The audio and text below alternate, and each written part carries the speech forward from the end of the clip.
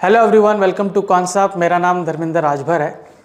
आज हम बात करेंगे उन ट्रेडर्स के बारे में जो ट्रेडर्स बिना नॉलेज के ट्रेडिंग स्टार्ट कर देते हैं। ठीक है, आज हम बात करेंगे कि ट्रेडिंग स्टार्ट करने से पहले, चाहे इन्वेस्टमेंट स्टार्ट करने से पहले नॉलेज की कितनी इंपॉर्टेंस है, हमें नॉलेज क्यों होना चाहिए और किस चीज़ की नॉलेज होना चाहिए, ये इस बारे में हम डिस्कस करेंगे। ठीक है, जैसे कि हम कोई भी काम करते हैं, ठीक है, हम कोई भी काम करते हैं और अगर बिना नॉलेज के करेंगे तो बहुत ही खतरनाक होता है। और स्पेशली वहाँ पे जहाँ पे पैसा इन्वॉल्व होता है, या यहाँ पे आप देखोगे प्रॉपर्टी या फिर लाइफ का इन्वॉल्वमेंट ज़्यादा रहता है, तो वहाँ पे अगर हम बिना नॉलेज के स्टार्ट करेंगे तो हमारे लिए नुकसान हो सकता है। जैसे एक डॉक्टर बिना पढ़ाई के डॉक्टर नहीं बन सकता, एक इंजीनियर बिना इंजीनियरिंग की डिग्री के इंजीनियर नहीं बन सकता। ठीक है, वैसे ही आप देखोगे कि एक ट्रेडर बिना नॉलेज के ट्रेडर नहीं बन सकता है। ठीक है, अगर बिना नॉलेज के वो ट्रेडिंग करेगा तो उसको क्या नुकसान हो सकता है, और नॉलेज के साथ ट्रेडिंग करेगा तो नुकसान कितना कम हो सकता है और फ़ायदा कितना हो सकता है, हम सब डिस्कस करेंगे। ओके, तो चलिए टॉपिक का नाम दे देते हैं पहले कि ट्रेडर्स विदाउट नॉलेज। राइट, मैं बात करूंगा ट्रेडर्स विदाउट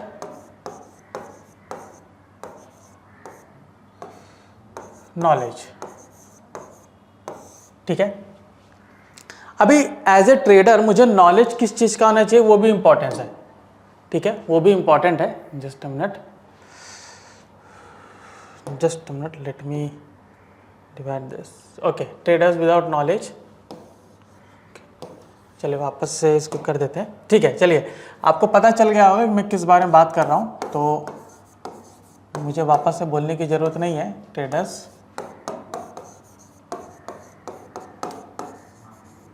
विदाउट नॉलेज। ठीक है, तो मुझे नॉलेज किस बात की होनी चाहिए, नॉलेज किस बात की होनी चाहिए, पहले उस बारे में डिस्कस करते हैं। सबसे पहला आपको टाइप ऑफ ट्रेडर का नॉलेज होना चाहिए, क्योंकि हर एक की लाइफ डिफरेंट होती है। Everyone has different life. ठीक है, प्रोफेशनली आप देखोगे, पर्सनली सबकी लाइफ डिफरेंट होती है। ठीक है, सो हमें उसके मुताबिक मुझे ये डिसाइड करना होगा कि मुझे कौन सा ट्रेडर बनना है। ठीक है, पहला ये। दूसरा, अपने गोल के हिसाब से करना होगा। ठीक है, तो सबसे पहला ये होता है कि हमें अपने गोल, अपने लाइफ जो भी हम हैं प्रोफेशनली, ठीक है, उसके मुताबिक, गोल के मुताबिक मुझे यहाँ पर टाइप ऑफ ट्रेडर डिसाइड करना पड़ता है। ठीक है, तो अगर मैं पहले देखूँ टाइप ऑफ ट्रेडर्स की बात करूँ,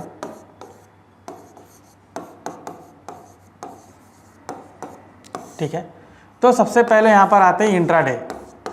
सबसे पहले लोगों को कोई भी देखोगे तो जनरली वही सोचते हैं, इंट्राडे आज मैंने खरीदा, आज ही मैंने प्रॉफिट बना लिया और प्रॉफिट बुक करके मैं साइड हो गया। ठीक है, सबसे पहले लोग वही सोचते हैं कि मैं इंट्राडे ट्रेडर बनना चाहूँगा। बल्कि उनको ये बिल्कुल नहीं पता है कि पूरे ट्रेडिंग में सबसे डेंजर इंट्राडे ट्रेडिंग ही होता है। अगर उसको आपने बारीकी से जांच नहीं किया, अगर उसको आपने मेंटली उसके लिए आपने प्रिपरेशन नहीं की है, और जो भी हम रिस्क रिवॉर्ड रेशो लेते हैं, जो भी हमारा सेटअप है, अगर उसको बैक टेस्टिंग नहीं की है तो आपके लिए बहुत ही खतरनाक होता है इंट्राडे। ठीक है, तो सबसे पहला इंट्राडे ट्रेडिंग करते हैं। दूसरे आते हैं स्कैल्पर्स। ठीक है, स्कैल्पर्स भी इंट्राडे के ही हिस्से वाले होते हैं, लेकिन एज कंपेयर टू इंट्राडे आप देखोगे स्कैल्पर्स क्या करेंगे, छोटा प्रॉफिट बुक करेंगे। ठीक है, इंट्राडे में एक बड़ा प्रॉफिट लेने के बजाय वो स्कैल्पर क्या करेंगे, छोटा प्रॉफिट बुक करेंगे।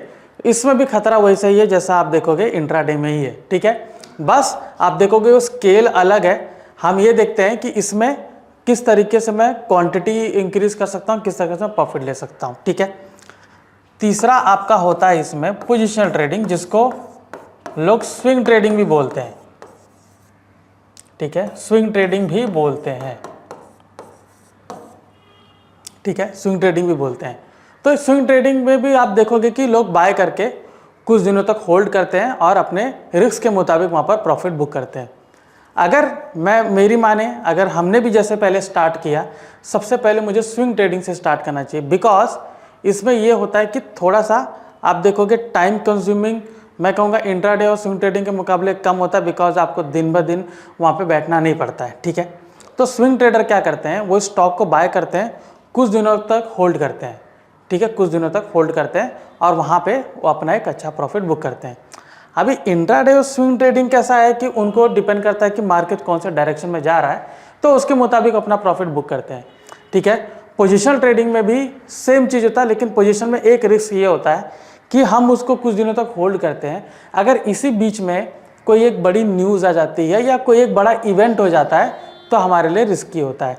इसलिए पोजीशन जब ट्रेडिंग करते हैं, पोजीशनल ट्रेडिंग, उसमें हमें थॉरो एनालिसिस करना पड़ता है, बिकॉज कि आने वाला कोई इवेंट है कि नहीं, या फिर आप देखोगे कोई इलेक्शंस है, रिजल्ट्स है, ये सब चीज़ हमें, ये सब बातें हमें ध्यान में रखनी पड़ती है अगर किसी भी पर्टिकुलर स्टॉक को आप ले रहे हो तो। ठीक है, तो ये सारी चीज़ें हैं। अभी इसमें लोग जब भी एंटर करते हैं, ठीक है, जब भी एंटर करते हैं उनको प्रॉब्लम क्या होती है? सबसे पहला इनका प्रॉब्लम होता है, सबसे बड़ा इशू है रिस्क मैनेजमेंट। सबसे बड़ा इशू इनका आता है रिस्क मैनेजमेंट। ठीक है, अभी मैं रिस्क मैनेजमेंट की जब बात करूँ तो रिस्क मैनेजमेंट एक्चुअली है क्या, वो डिस्कस सकते हैं। देखिए, जब भी रिस्क मैनेजमेंट करते हैं, ठीक है, तो हमें ये होना पड़ता है कि कैपिटल मैं कितना लाऊंगा और कैपिटल में से मैं कितना जो अमाउंट है वो मैं डिप्लॉय करूंगा। मतलब मान लीजिए कि मैंने 1 लाख रुपए लेकर आया, ठीक है, फॉर इंट्राडे। अभी ये होता है कि मैं इसमें से कितना मैं उसमें इस ट्रेडिंग में मैं लगाऊंगा, कितना मैं डिप्लॉय करूंगा। ठीक है, कुछ लोग क्या करते हैं, बहुत एकदम हीरो बनते हैं, वहाँ पे क्या करेंगे, पूरा 1 लाख रुपए का बाय करेंगे, और वो भी डायरेक्टली ऑप्शन में करते हैं। सबसे बड़ा प्रॉब्लम यही होता है कि डायरेक्टली जो ट्रेडिंग करते हैं वो ऑप्शन में करते हैं, वो भी बगैर ऑप्शन स्ट्रैटेजी के। ठीक है, वो स्टॉक में कोशिश नहीं करेंगे। ठीक है, वो डायरेक्टली डेरिवेटिव्स मार्केट में घुसते हैं। ऑलराइट, सो यहाँ पे सबसे बड़ा प्रॉब्लम क्या होता है कि 1 लाख रुपए लेकर आ रहे हैं, सीधा 1 लाख रुपए वहाँ पर डिप्लॉय करते हैं बिना किसी स्ट्रैटेजी के, बिना सोचे समझे। ठीक है, तो वहाँ पर क्या करेंगे, रिस्क मैनेजमेंट सबसे बड़ा इनका इशू है कि वो लोग रिस्क मैनेज नहीं करते हैं। ठीक है, अभी मान लीजिए 1 लाख रुपए में से अगर मैं 30,000 रुपये लगा के मैं ट्रेड कर रहा हूँ, ठीक है, 30,000 में मैं कितना परसेंट लूज करने को तैयार हूँ, मान लीजिए 5,000, तो ठीक है, अगर मेरा 5,000 लॉस भी हो गया, नेक्स्ट टाइम मैं वापस से ट्रेड कर सकता हूँ मेरे पास, क्योंकि मुझे और भी 70,000 रुपये है ट्रेडिंग करने के लिए। लेकिन आप डायरेक्टली 1 लाख रुपये उसमें लगा रहे हैं, उसमें पहले दिन ही आपका 20,000 लॉस हो गया, तो आप दोबारा 1 लाख रुपये नहीं लगा पाएंगे, आप 80,000 लगाएंगे, फिर वो 80,000 60,000 हो जाएगा, फिर आप वापस स्टार्ट करने के लिए फिर से 1 लाख रुपये लेकर आएंगे, धीरे धीरे आपका कैपिटल वाइप आउट हो जाता है।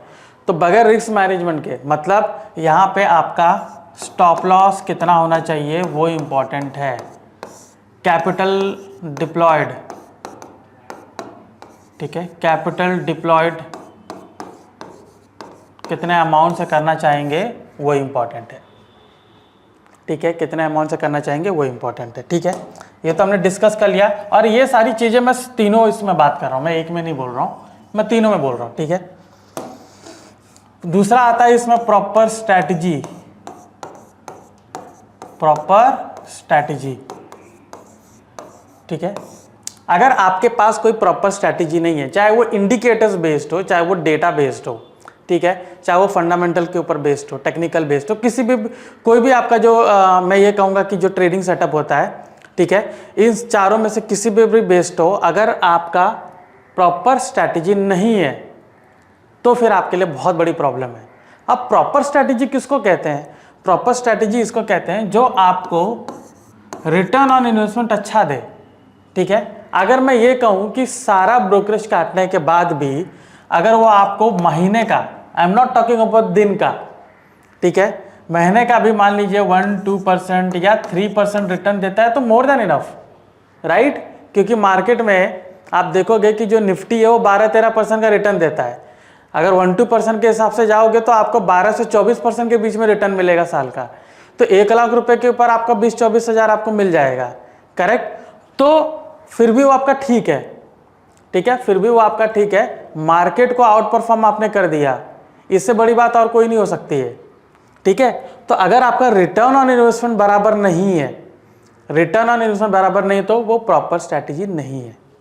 ठीक है, अब यहाँ पर रिटर्न ऑन इन्वेस्टमेंट बोल रहा हूँ तो मैं रिस्क रिवॉर्ड रेशियो की भी बात कर रहा हूँ। ठीक है, मिनिमम हमारा 1:1.5 होना ही चाहिए फिर आपका 1:2 और 1:3 रहता है।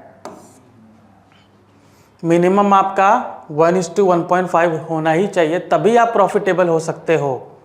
ठीक है, अगर आप जो स्ट्रैटेजी जो भी लगा रहे हैं, मान लीजिए इंट्राडे कर रहे हैं, 20 दिन आप ट्रेडिंग कर रहे हैं, ठीक है, 500 रुपये का आप उसमें 500 रुपये का रिस्क लेके आप 750 रुपये बना रहे हो, अगर मैं 1:1.5 की मैं बात करूँ तो।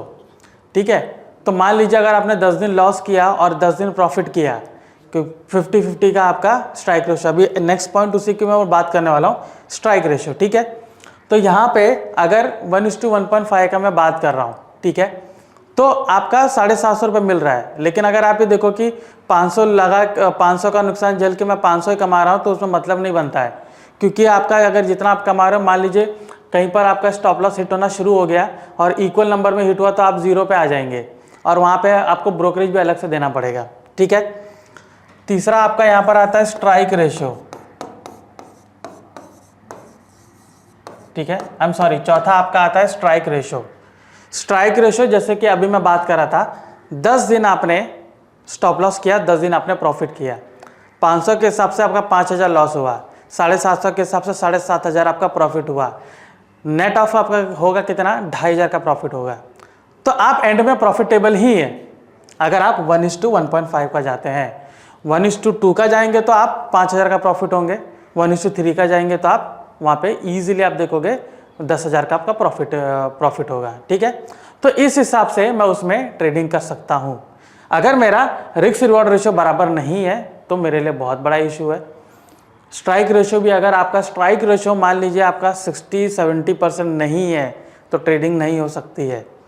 अगर आपका स्ट्राइक रेशो मान लीजिए 50% भी है तो वहाँ पर आपका रिस्क रिवॉर्ड रेशो 1:3 होना जरूरी है, क्योंकि 50% में 1:2 लेकर नहीं हो सकता है। आई एम सॉरी, 1:1.5 1:2 भी हो सकता है, लेकिन कम होगा। अभी आप ही सोचिए, आप पूरा उसमें देखेंगे रेड रेड है, इतने दिन आपका ग्रीन ग्रीन है, लेकिन आपको अंत में मिल रहा है 2500, उसमें ब्रोकरेज भी आपका जाएगा। अगर आप उसमें खुश हैं तो ठीक है, क्योंकि आपकी खुशी जो है वो आप ही डिफाइन कर सकते हो, राइट। तो अगर उसमें आप खुश हो तो ठीक हो, लेकिन अगर 50% का आपका स्ट्राइक रेशो है तो एटलीस्ट 1:2 1:3 पर जाइए, धीरे धीरे स्केल अप करिए। अगर आप स्टार्टिंग में 1.5 ले रहे हैं तो ठीक है, उस पर करिए, उसका 1:2 1:3 पर जाइए और धीरे धीरे स्केल अप होता है। मतलब हम स्टेज पे एक स्टेज ऊपर करके बढ़ते रहते हैं, तो वैसा करिए, तब जाके आप अच्छा प्रॉफिटेबल रहते हैं। ठीक है, ये तो हो गया आपका स्ट्रैटेजी। इसके पहले हमने रिस्क मैनेजमेंट देखा, फिर हम देखते हैं टूल्स के बारे में। ठीक है, कुछ हम देखेंगे टूल्स,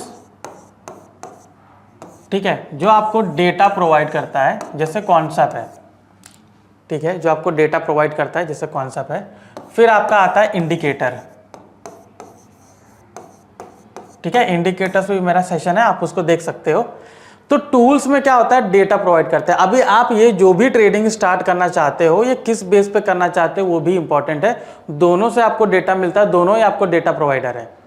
तो टूल्स जो है आपको डेटा प्रोवाइड करता है। जैसे अगर मैं कॉन्सेप्ट एप्लीकेशन अगर मैं ओपन करता हूँ, आप देख सकते हो, अगर आपको डेटा चाहिए, अगर फ्यूचर का डेटा चाहिए तो आप ट्रैक में जाके यहाँ पर सारे आपको फ्यूचर का डेटा मिलेगा।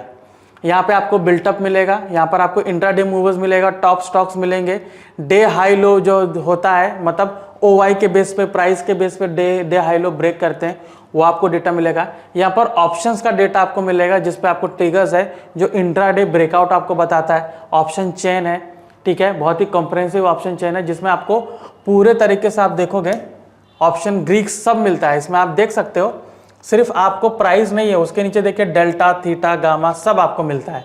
ठीक है, तो जो मैं बात कर रहा था कि आप टूल्स, डेटा, क्योंकि डेटा को अगर इन्वॉल्व नहीं करोगे तो दिक्कत है हमारे लिए। ठीक है, हम इंडिकेटर्स भी यूज करते हैं थोड़ा सा ट्रेंड फॉलो करने के लिए।